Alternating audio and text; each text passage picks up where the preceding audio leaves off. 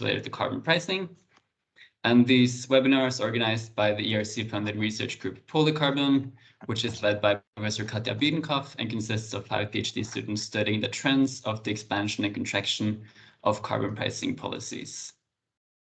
And today's conversation will be with Dr. Joseph Dellatte, who will discuss his recently published environmental politics article, Understanding Barriers to Linking Heterogeneous Emissions Trading Schemes, Evidence from and Lessons for Northeast Asia. Dr. Dellatte works as a research fellow at Institut Montaigne in Paris.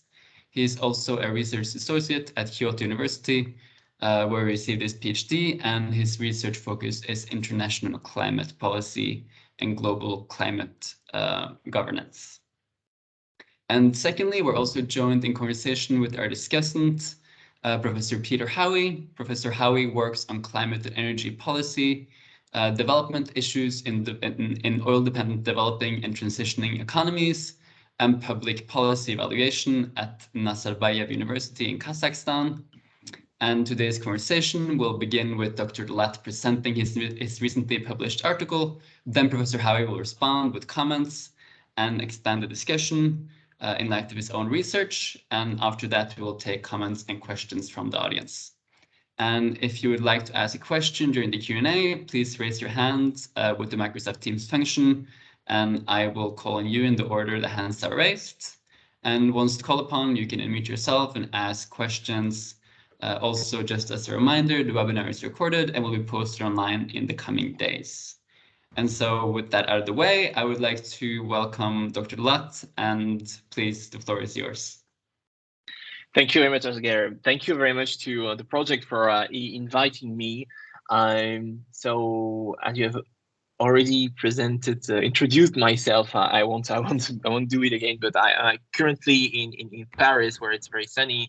But I've been working on Asia for the last 7 years, and I'm still working on Asia because I'm a part of the Asia program of Institut Montaigne, which is a think tank in France, and our program is focusing on different perspectives of relation between Europe and Asia, but also between the globally and Asia in general. So in this paper, I don't know if it's like the slides are. Do I have access to the slides, or should I share myself? I'm managing the slides. You can ask for the next slide if that's okay. Okay. So well, you can directly go to the next slides then.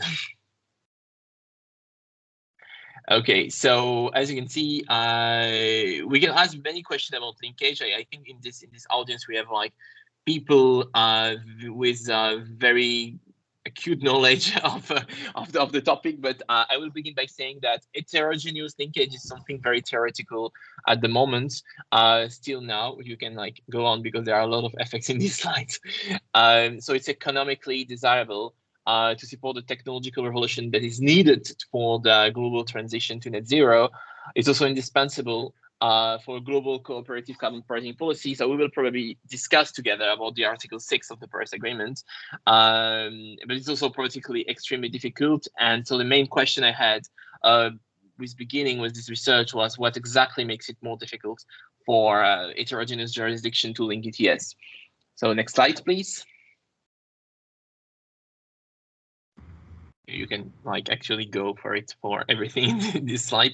So I've outlined in this slide what I consider to be the 6 main theoretical framework of linking in the literature, which are that it's supposed to increase its cost efficiency, particularly for companies, covered companies, to decrease administrative costs, reduce the risk of external shock because there is more market liquidity, to also reduce carbon leakage risk.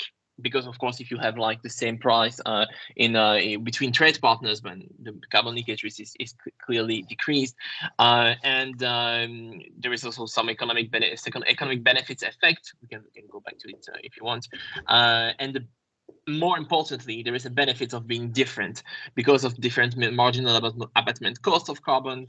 The more partners face heterogeneous reality, the more linking is beneficial and should be forecasted. At least that's a theoretical framework. So what we have is a very heterogeneous Northeast Asia. Well, if you compare different realities between the three countries I studied, so Japan, South Korea, and China, we see that the region represents around a third of the global GHG emissions. You can like go for it, but there are very, very big difference in terms of global historical emissions and also global absolute emissions. So China, of course, is like almost a third, well, at least more than a fourth of the total absolute emissions, which makes the country the actual biggest emitter in the world. But while looking at the per capita, well, the story is a bit different, whether we consider territorial consumption-based emissions. And carbon neutrality targets are very different also between the three countries, especially between China and the two others. So next slide, please. And we have, in terms of emission trading schemes, a very different practice.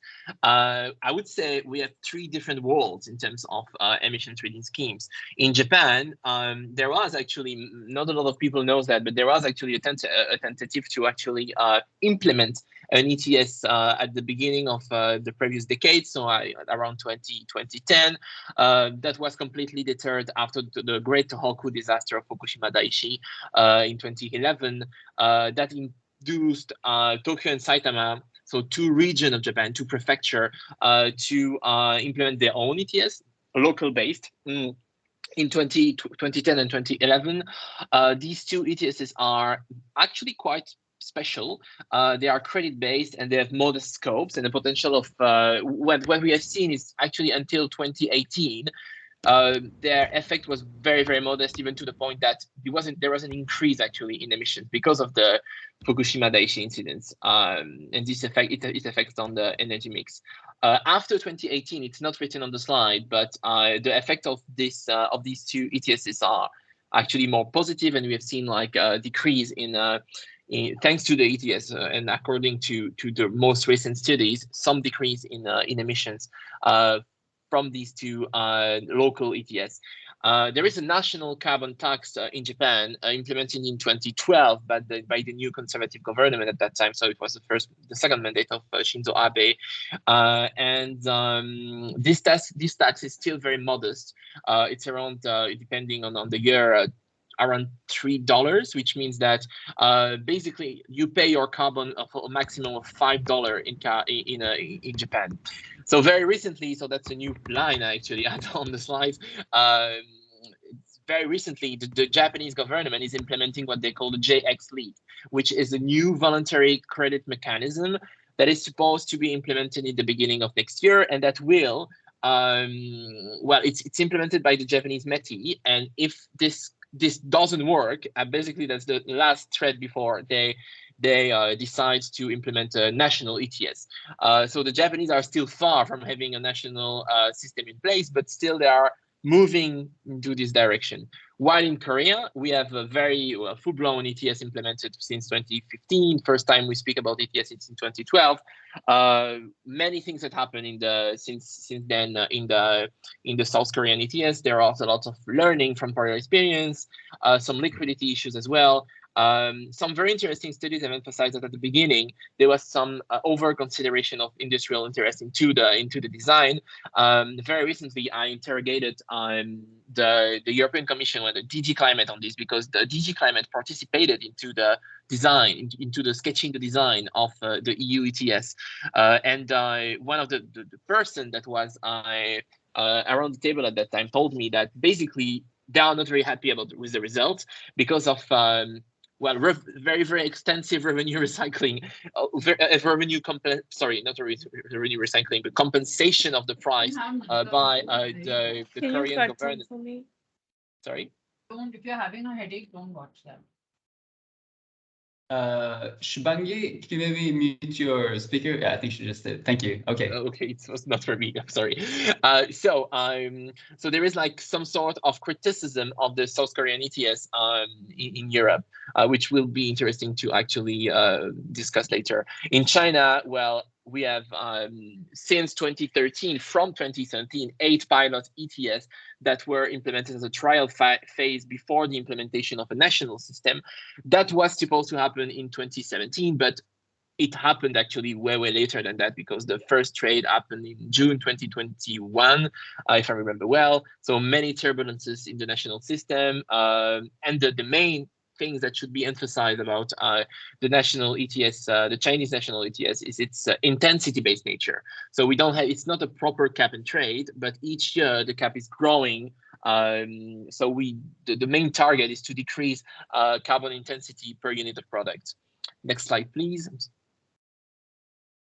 So there is 2 types of actors involved and 4 fundamental elements that require harmonization for linkage. So 2 regulatory authority and polluting entities, and 4 elements, so the cap, the allocation, the trading rule, and market monitoring.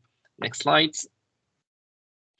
But it's still very challenging to harmonize, because design divergences, political differences that are connected to different power relations, inequivalent carbon price level because of asymmetrical position, different ambition level because these ambition levels are negotiated between partners domestically and not internationally. Also, difference in parent quality, that requires confidence for our partners, and also the absence of standard accounting rules, even if we have now a rule book for Article 6 of the Paris Agreement, we still don't have full-blown accounting rules for emissions trading schemes, for similar emission trading schemes in 2 different countries. Next slides, please. So what I did, I actually test the harmonization proposal. So based on literature, we propose some harmonization necessary, or that could be necessary for between the design of the 3 ETSs. So when I say the 3 ETSs, I actually consider the Chinese national ETS, the Japanese, it's the Tokyo and Saitama local ETS, and the South Korean system. Can you press the button? So, and I decided, I proposed these harmonization to stakeholders. When I say stakeholders, it's basically policymakers. Can you go to the next slide? Okay, well, you can go for it until the end of this slide. Okay, what I did here, so the objective was basically to test the reform, as I said, and to map the difference in opinion, to identify interaction between different actors in the political decision on linkage. So the sample were experts and policymakers mostly that were negotiating the Paris Agreement Article 6 at COP25. So the sample, the interviews were done before, during, and after COP25. In terms of questionnaire, the interviews were individual and anonymous. We can go back further later if you want, if you are a metal geek. And in terms of data analysis, I sketched 3 types of tests, which I called the feasibility test, the confidence test, and the willingness test. Next slide, please. So there was around 55 agents that were interrogated. As you can see, we have like a pretty good numbers of agents, especially in China. At that time, it was possible to interview Chinese people more easily. We have energy actor, corporate actors, and also very wide range of officials. Next slide, please. And I could identify, when this paper identified 3 fundamental barriers to link ETS in a heterogeneous context. The two first that are institutional economic based, that I call the institutional resistance issue and the governance sharing issue, and the third one, which is a confidence-based barrier, and it's the environmental integrity issue. And these 3 barriers triggers the risk for some serious economic risk in case of linkage without taking into consideration these barriers. Next slide, please. So very quickly here, I will show, or at least outline a little bit, the different barriers that I have explained, what I have mentioned before. Can you please press twice the button? Okay, so there's one core issue here. If you read the question that was asked to interviewees, so the question 2 was, do you believe ETS linkage will happen in the future? And do you believe policy design harmonization is necessary? So basically, everybody or majority in the 3 samples said that yes, we believe that this will happen and that policy design are necessary. But in Japan, which is the country the most reluctant, well, looking at the result, it's clearly not. When you look at the first question, do you believe ETS linking is feasible? Well, the feasibility question is mostly negative. So there is a core contradiction saying that it will happen, but that there is a feasibility question. So can you press the button? This is one of the illustration of what I call the institutional resistance issue. By looking at the answers and the survey, we see that there is a lot of institutional inertia, so some sort of fear of the high administrative difficulties that will be necessary to actually link ETS. But it's particularly true in Japan because the country has very low experience of the ETS itself, but of carbon pricing in general. So it emphasizes again the importance of experience in such policy. Can you press the button? And experience, on the other hand, also increases environmental integrity concern. So the Koreans, which are, let's say, the country among the three countries studied, it's the country with the most experience in ETS. Actually, is the one who has like the most that fear the most the environmental integrity of other country. Can you press the button? Well, that's one of the illustration of the environmental integrity issue. And the core of this issue is the lack of confidence between partners. So it's visible through the entire survey. I have underlined it here. We can go back later to that. Can you press the button? And finally, one of the most important findings that I had in this paper was that this lack of confidence between partners is actually difficult to resolve, because to resolve it, it will be necessary to actually have some sort of institutional or governance sharing, institution building and or governance sharing. But it's difficult to resolve because there is a reluctance in the three countries, particularly in Korea and Japan, but also at some point in China, to actually share the governance on such a tricky and such an important policy that is carbon pricing. Can you press the button? And this is called the governance sharing issue. Okay, next slide. So again, to illustrate a little bit my paper, so this is way more precise, and it kind of maps not between countries, the opinion not between countries, but inside the country between the different categories of agents. So there is here 5 categories of agents. The first one, so we have corporate sector, the energy sector, the foreign affairs, the Ministry of the Environment, and the Ministry of Industry and Trade, or DNDRC in China. Can you press the button? One more time. Okay, so well, to use this figure to illustrate, I will use this figure to illustrate the governance sharing issue by asking what mechanism is behind this governance sharing issue, and basically what differentiates Japan from South Korea in governance sharing. Can you press once? Thank you. So in Japan, as you can see, it's the country with the widest spread between different categories of actor. There is a significant difference of willingness between what I call the economic side of the sample, which is corporate sector, the energy sector, and the METI, so the Ministry of the Economy, and the environmental side of the sample. And it kind of shows that there is a greater collusion, so a greater cooperation between industrial interest in Japan and the governmental opinion, which is widely documented around this study, but even by other studies, not on this topic, but on other topics. Can you press the button? While in South Korea, the situation is a bit different. There is a difference of willingness that is less visible. Why so? Not particularly because there is less collision between industrial interest and the government, but because this collision is switched. Korea has carbon price implemented, so there is more fear that this price will at some point become too heavy for industrial covered entities. So the economic side of the sample is actually more positive in order to link, because they have understood that it will actually be less expensive if the linkage happen. So yeah, so that's basically how I explained that. So can you go for the next slide?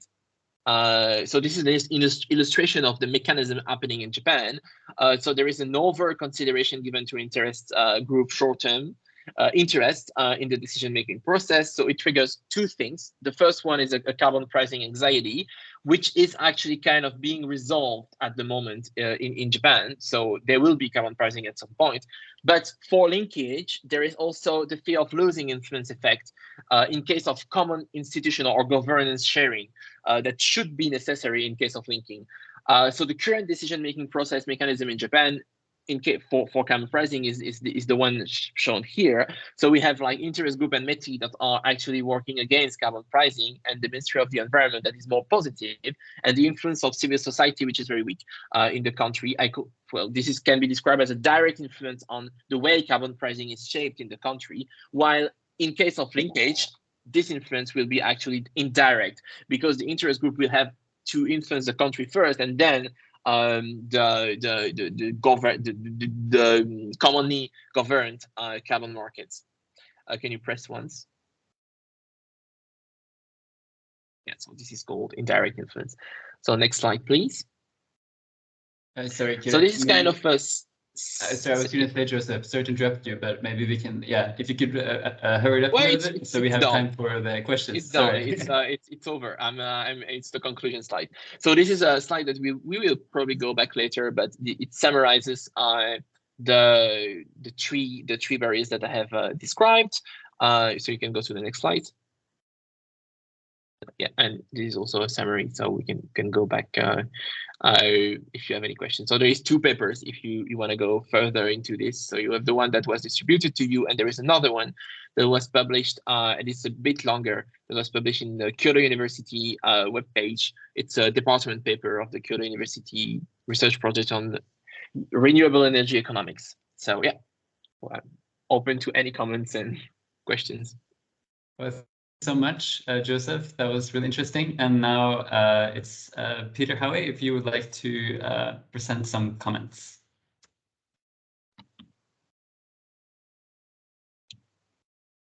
Sorry, you're muted. Thank you. Thank you very much, Oscar, and thank you, Joseph, for presenting an interesting paper. I enjoyed it immensely.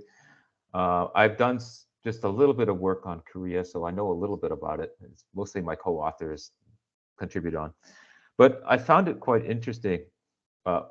First of all, I looked at the countries, and when I first saw the countries, I was curious how much economically they're interdependent, and I was really quite surprised to see that,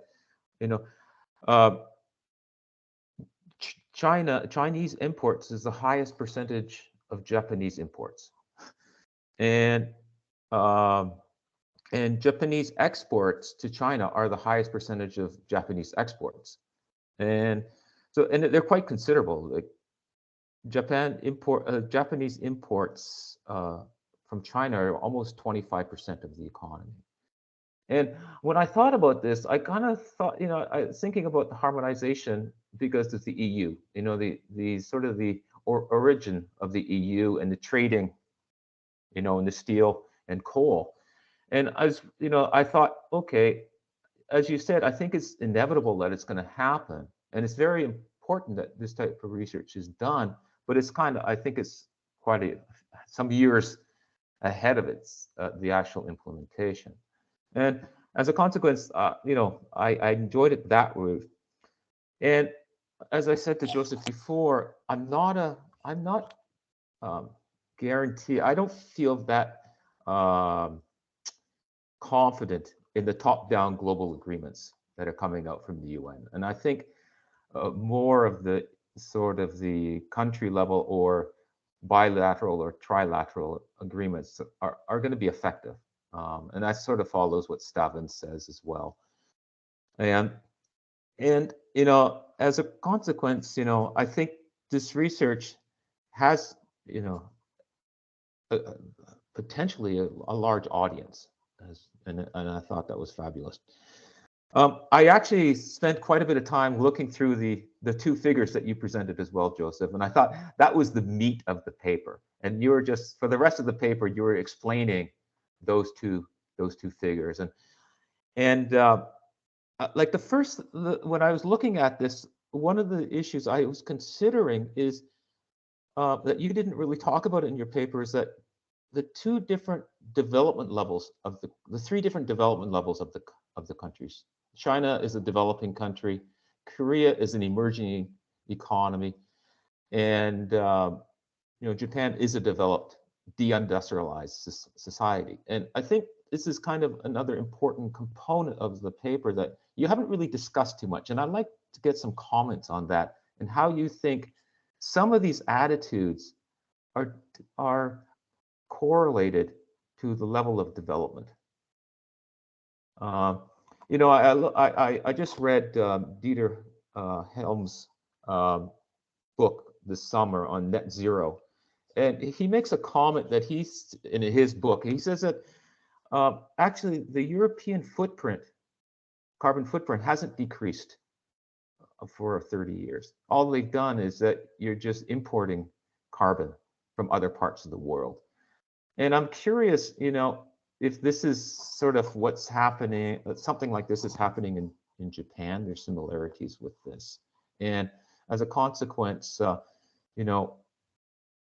if and when, border carbon taxes come into effect, I think linking is going to be sort of the obvious choice to deal with these three economies. So that's one thing. The other thing,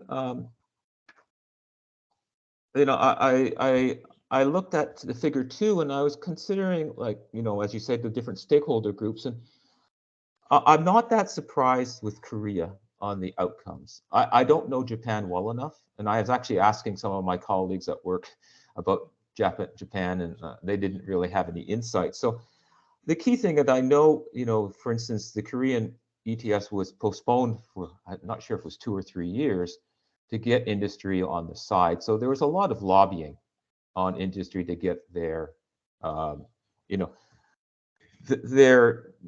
on the side. So there's, there's ETI, energy intensive and trade exposed provisions in it.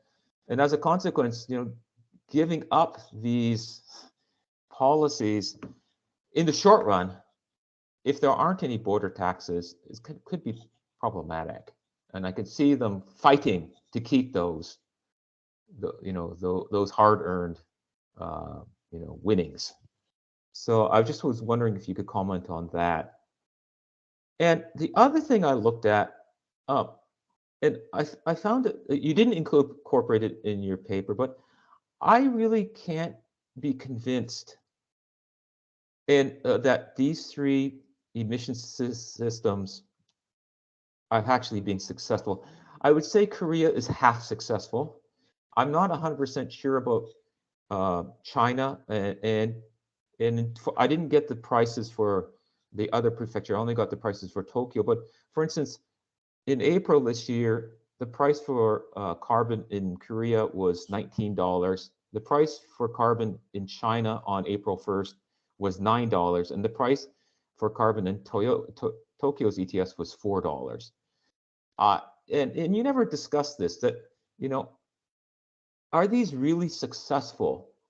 And as a consequence, I not, and do the stakeholders that you interviewed, do they consider these ETS as successful? And they sort of like, because I feel like they're almost saying, this, don't touch our holy grail. It's working, don't touch it, because it's working well. I'm not convinced about that, and I'd like your comment on that. The other comment, and this is something that, I don't know if you can discuss, it's kind of a little bit outside your paper, but when I was looking at this, I think the only way linkage is going to happen is if there's a major external event.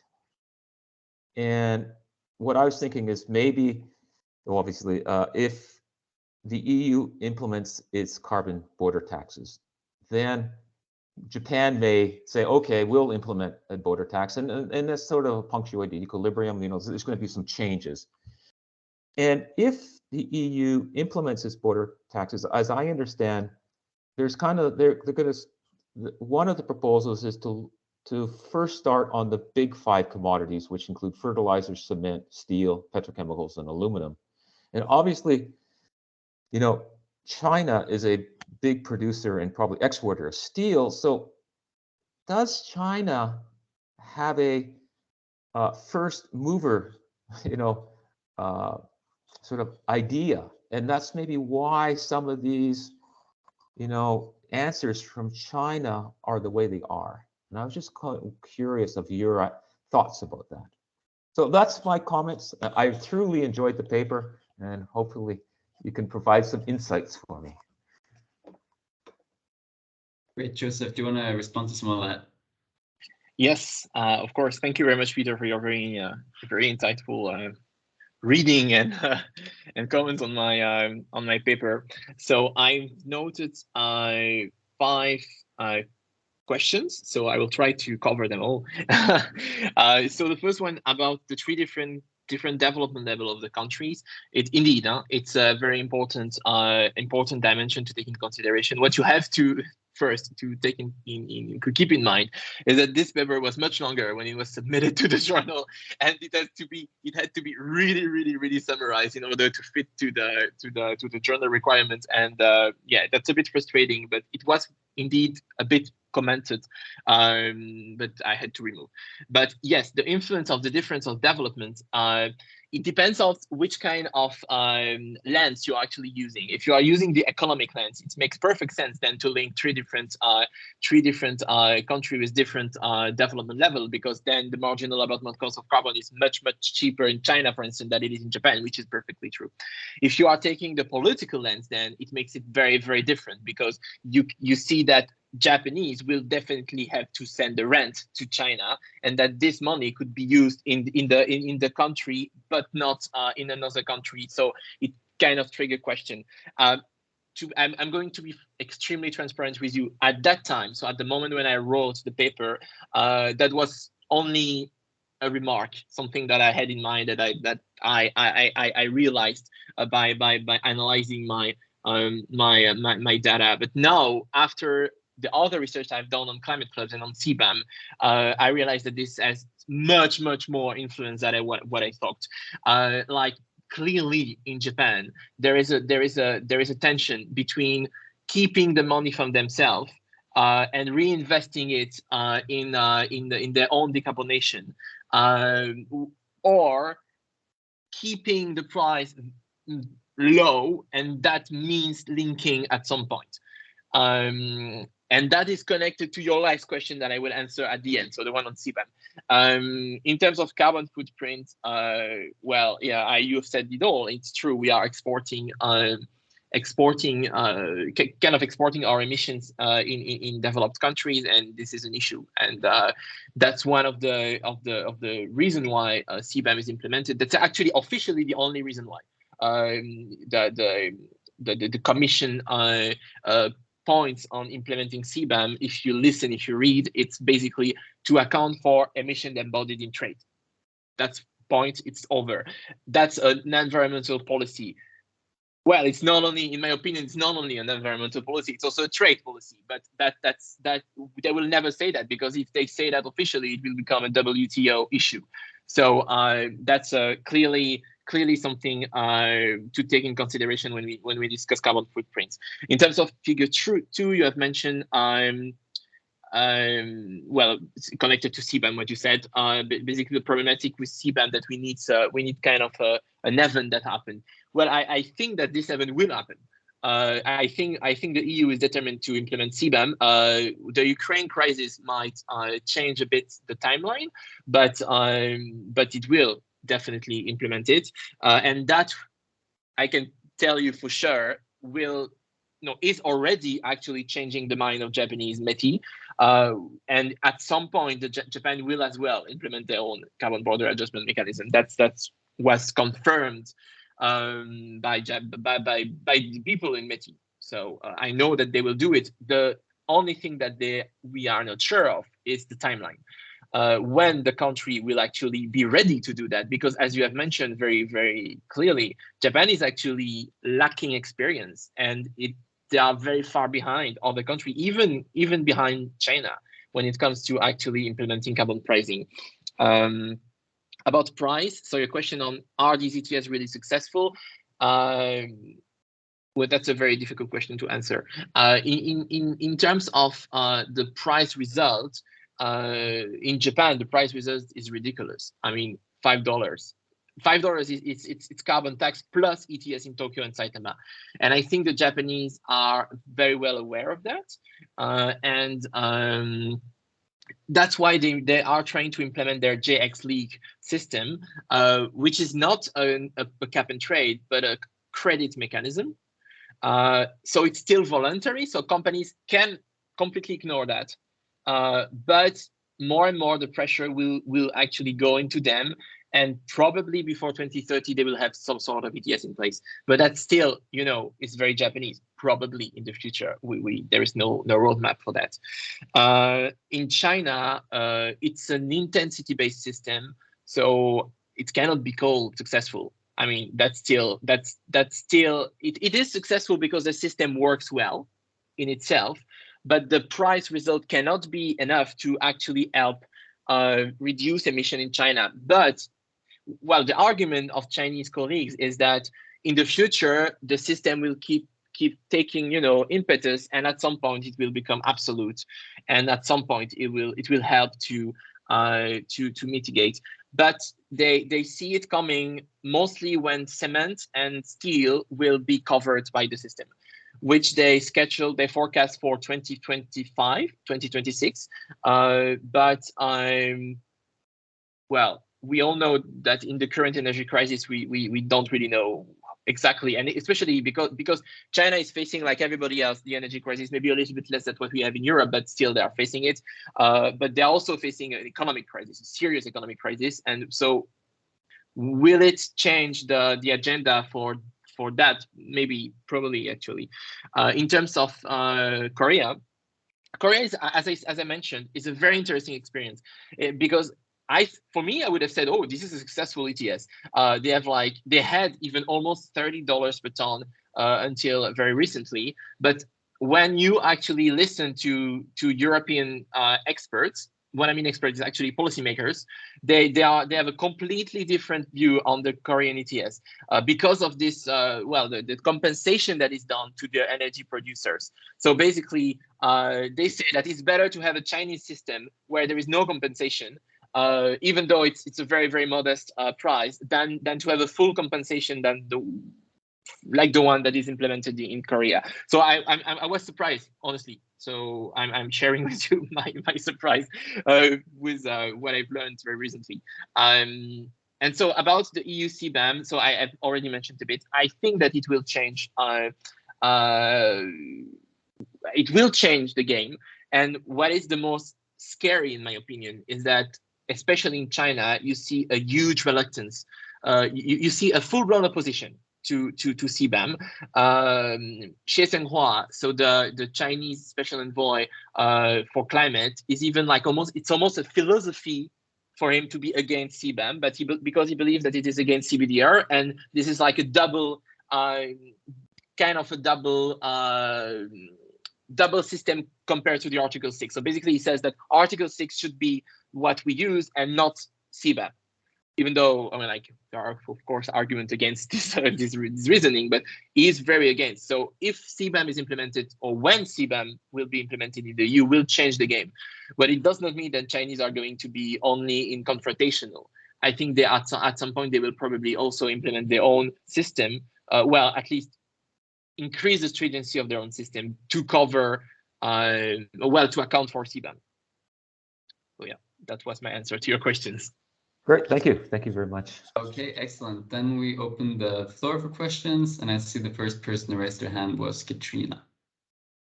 Indeed. Thank you for your presentation. I guess my main question kind of echoes Howie's, is that how successful, and then how do we define success for the ETSs that you study?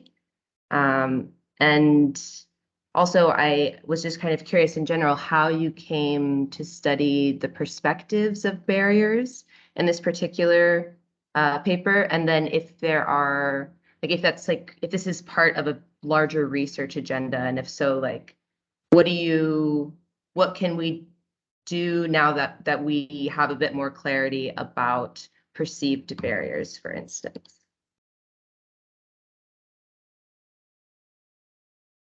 Yes.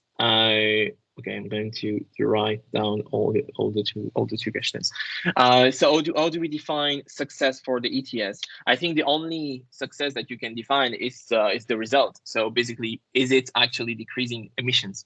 That's the main thing. But even in the EU, it's difficult to actually be sure of that.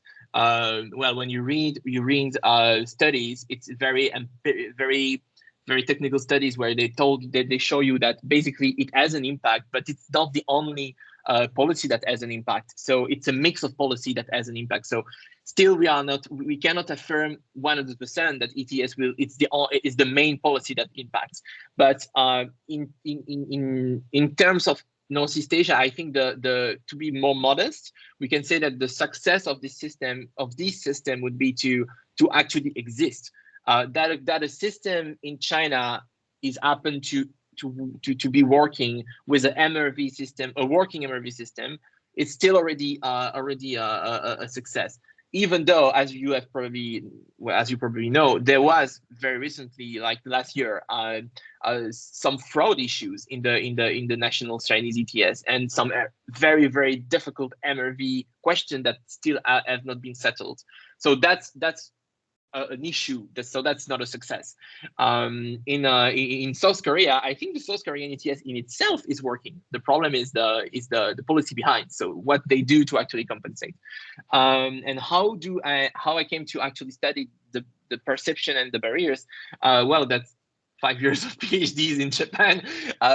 Working for, I first began to work on the Chinese national ETS development, so it was way before its actual implementation. And then I realized that we have a lot of empirical, we have a lot of technical theoretical studies on ETS, but we did not have at that time. Now it's getting more, but we did not have a lot of empirical political economic studies on basically how do these instruments are actually designed, and what are the main factors that influence their design.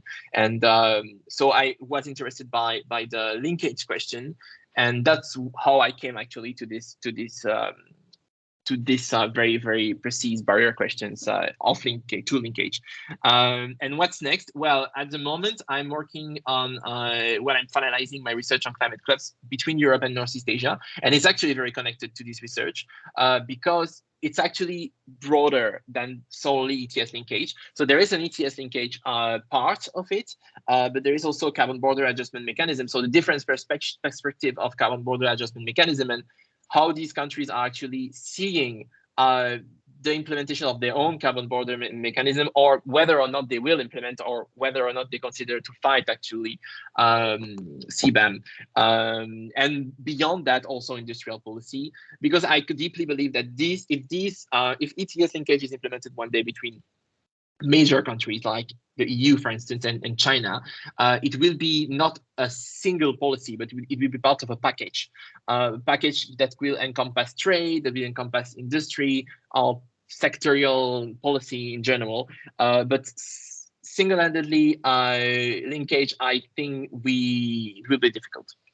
So that's my answer to your question. Great. And I see Anna, you had your hand up next. Hi, thank you. Thank you very much for organizing this presentation, and also Mr. Dellatte, thank you very much for giving the presentation. I was very excited to read your article.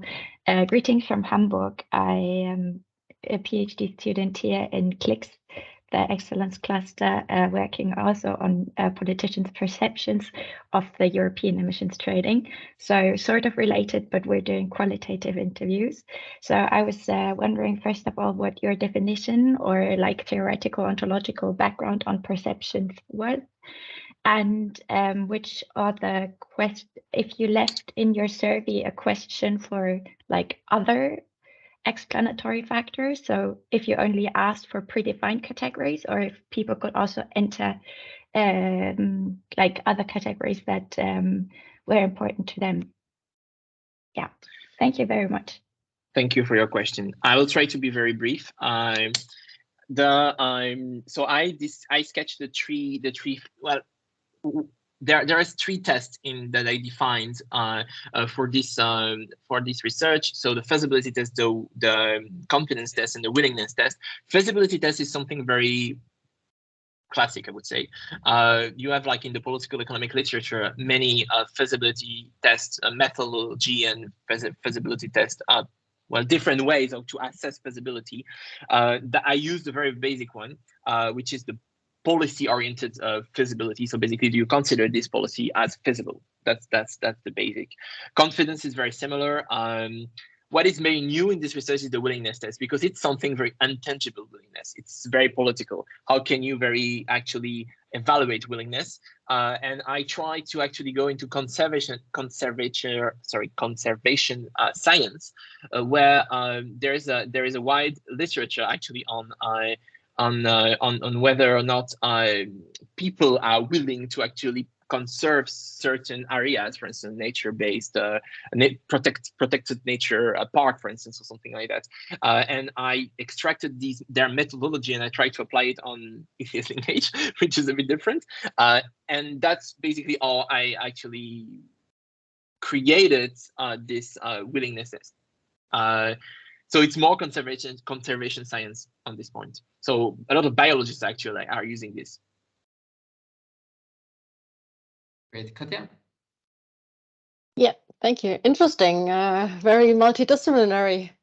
I have a question that kind of, continues points that that Peter and Katrina already raised, and that was I think it's the first sentence of your paper. You start that that there's proven merits of linking. But I was wondering, and we also now had this discussion that the ETSs that we see in the countries that you analyze, they're not necessarily your classical, or not necessarily following the economic theory of the price really steering behavior, right? We have basically government-controlled electricity prices in China and in Korea, and in Korea, we then also have the subsidies that you mentioned already. So the market mechanism already doesn't really work in these countries. And I'm wondering to what extent that then also really changes these argumentations, because I know some of the authors and the work that you cited in that literature review, and they're probably more about ideal type ETSs, right? Where the price actually changes behavior, or where the price signal is working.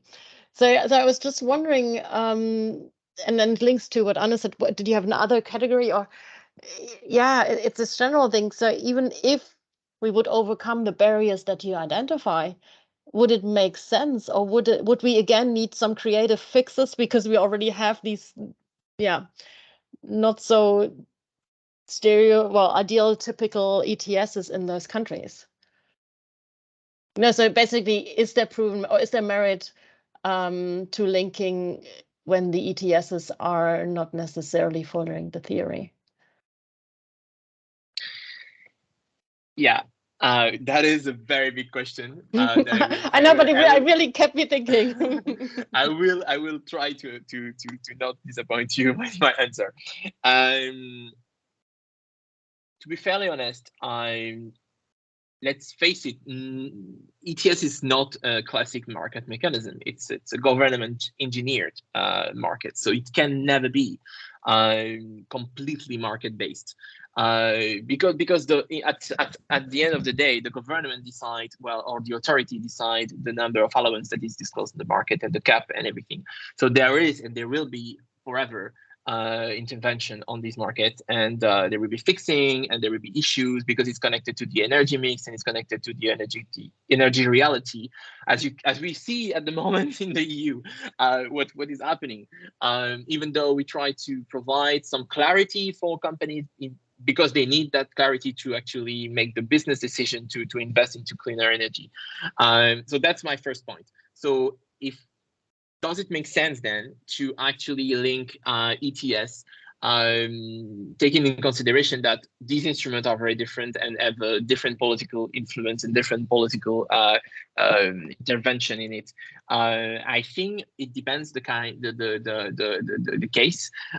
This case study, so Japan, South Korea, and China, is also based on the fact that there is discussion between the twin, or there was actually before COVID discussion to actually at some point implement market that could be linked. Because it makes sense, because there are, as Peter has mentioned, there are trade partners, very, very important trade partners. Well, Japanese are heavily involved into the Chinese economy, and so on. So it makes sense in a way that there is like a willingness to do it. So at this point, it's a political decision to do it. I think that the reason why this is discussed is also because there is a reluctance to implement stringent, more stringency into their own carbon pricing, and they could alleviate this reluctance by actually saying, okay, well, we do it, but in the future we will link, and so the price will not grow exponentially. You will never have in Japan $250 per ton of CO2 equivalent. That's basically a political argument, actually. So linkage it's kind of a political signal in itself. And in some country, I think then it makes case. It makes sense because the signal needs to be done and to be disclosed to companies. So is there merit to link? Well, I think honestly that countries begin to understand that even though the price of carbon is high, this money is not lost. That they can reuse the money in order to invest into their own economy, and so from this. And even economic literature now. I've recently commented a colleague of mine, she's from Kyoto University as well, and it's a very econometric study that studies the influence of linkage of the three countries on the GDP. So using very classic economic model, not econometric actually, but basically the impact is negative for Japan actually. So a country like Japan, companies will benefit from linkage, but not the country as a whole. So at this point, it will be a political decision whether they actually favor short-term business interest or the long-term GDP of the country or growth of the country. Yeah, I was also wondering whether it's more or could be more or other benefits than financial or economic ones, because that's part of what I'm trying to ask people in Korea now. Like, what did the ETS do if it's not the classical price signal? And there's other things that it actually did. So maybe the linking can also serve maybe political purposes or have some other merits. So that is I don't have any answer or solution to you, but I was wondering whether that's also plays a role. Well, another aspect that I haven't mentioned is it could accelerate mitigation, because especially for countries like China that have a potential to decrease much faster their emissions, that could be one of the main outcomes of actually ETS linkage. And not only China, but it could be India, it could be other countries that have even more potential to decrease their emissions. So that's the full argument behind Article 6 of the Paris Agreement. It's to sure we are decreasing emission abroad, but we help also other countries to develop without emission, without GHG. And linkage is part of that Article 6.2. It's definitely that. So Yeah. Great. I don't know if I answered your question. See, we're getting close to the end, and no one else has raised their hand, and so I'm going to ask a question. I was wondering, Joseph, something you mentioned was that there was a compensation mechanism in the Korean ETS, and that you had been discussing this with, I guess, some EU policy experts. So I was hoping you could maybe talk a little bit more about that, about how like it's actually operationalized in Korea. Yeah, based on that comment. Well, only two interns I can tell you. The Korean ETS was actually also like the Chinese ETS, mainly designed with the EU help and the EU funding. But during the design of the Korean ETS, it was never mentioned that companies would be compensated, and so they discovered that afterwards. And at the moment, apparently. Well, not apparently. At the moment, the compensation is done at the energy regulator level. So the energy regulator gives the compensation to energy producers, which means that actually the effect on energy producers is neutral, because sure, they pay $20 per ton, but they receive back $20. So it does not mean that it has no effect, because if they succeed to actually reduce their emissions while paying less than the $20, but they get back the $20, and they can still win money. Well, there is a way to win money on that, but it's the impact is very modest compared to what it should have been. So that's what I can tell you, but I hope it helps. That's very interesting. I guess then it's just 5 o'clock. We have maybe time for one more question, if anyone has a question. No? Okay. Well, then I think we should wrap this up. Again, thank you so much for Joseph, Dellatte, for sharing your research with us, and for Peter, Howie, for being a discussant. This has been really interesting. Before we wrap up, I have to remind everyone of our next webinar. So our next presenter will be a PhD student named Raphael Friedrich Postbishop at the Freie Universität in Berlin. And he'll present this paper titled CO2 Pricing in Germany, an Evolutionary Process, an Ethnographic Study of the Policy Process, on Tuesday, October 11th at 4 o'clock. And so with that in mind, I hope to see many of you again. Thank you again so much for joining, and yeah, have a nice rest of your day. Thank you.